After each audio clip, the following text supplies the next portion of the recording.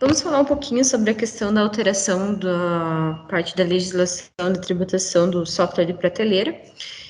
Então, para a gente iniciar com a questão da definição do que é um software de prateleira, inicialmente. Então, o software de prateleira é aquele software que ele não tem customização. Então, é aquele software padrão que é produzido em larga escala. Então, ele é uniforme, então não tem uma diferenciação conforme o cliente, algo mais específico. Então, seria com uma licença do padrão do Windows, vamos chamar assim. Então, para a nossa segmentação, seriam algumas licenças da HAIC, da Taiko, então que a gente tem e que não tem modificação conforme a usabilidade do cliente. O que mudou em todo esse processo, né? Então, o entendimento do STF definiu agora, né, como a tributação que deve ser realizada como o ISS. Então, muito se discutiu durante muito tempo, é ICMS, é ISS, por ser tido como produto, né, então, que ele é feito em larga escala, então ele não tem uma customização, então ele não tem uma diferenciação, era entendido inicialmente pelos estados como produto. Então, com essa questão da modificação do entendimento, mudou o quê?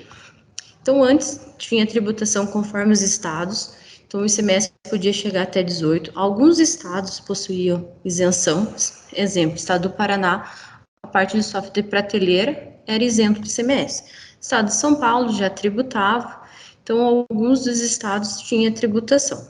O que acontece agora, né? Então, a partir de março, então ele passa a ser tributado pelo ISS. As alíquotas aqui, elas são de 2,5% a 5%, então vai depender de cada uma das prefeituras. O IOF, na questão do fechamento de contrato de câmbio, não teve alteração, era 0,38%, permanece. O IR, que é retido já no contrato de câmbio, então ele pode ser de 15% para a 25%.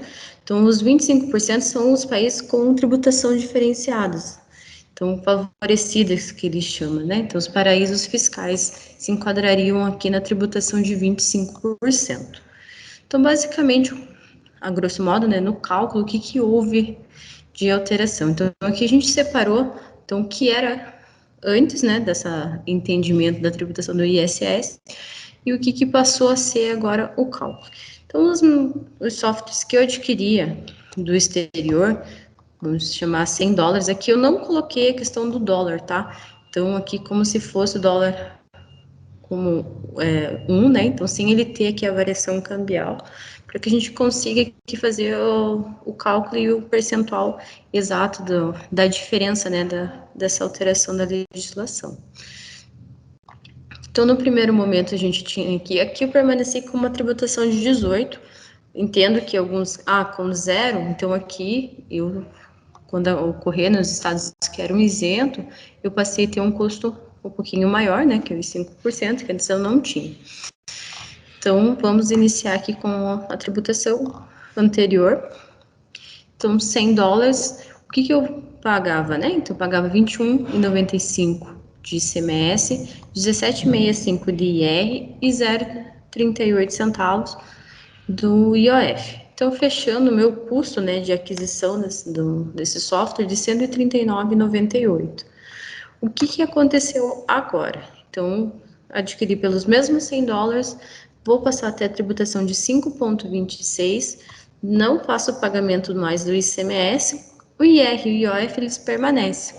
Então, meu custo final agora seria 118,03. Aqui eu teria uma redução de 16% aproximadamente. Então, a grosso modo. Então, os clientes que fazem a parte de revenda desses itens também vão acabar tendo essa redução de custo, né, e repassando aos seus clientes preços menores. Então, quando a gente comercializa aqui pela Delta, então a gente acaba tendo anteriormente, né, então DCB, vamos chamar assim, então a gente passava a ter o custo de 139 e fazia a parte de revenda, então ele aumenta muito o meu custo na formatação do preço de venda. Então, lembrando que essas questões acaba diminuindo a carga tributária. Então, para a maioria dos contribuintes, isso foi super favorável e principalmente com a decisão, a gente agora consegue ter o norte de não ficar sempre à mercê, né, da decisão do próprio fisco, tanto da parte estadual quanto da parte das prefeituras, né, do seu entendimento.